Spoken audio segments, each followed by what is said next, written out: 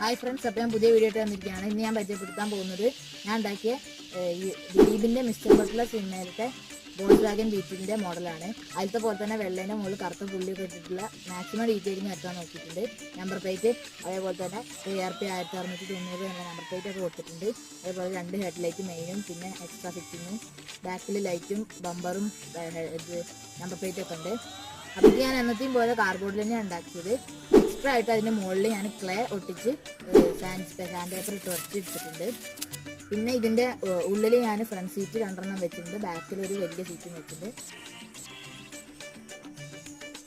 ഇത് ആ സിനിമയിൽ കൊടുത്ത പോലെ തന്നെ ലെഫ്റ്റ് ഹാൻഡ് ഡ്രൈവാണ്.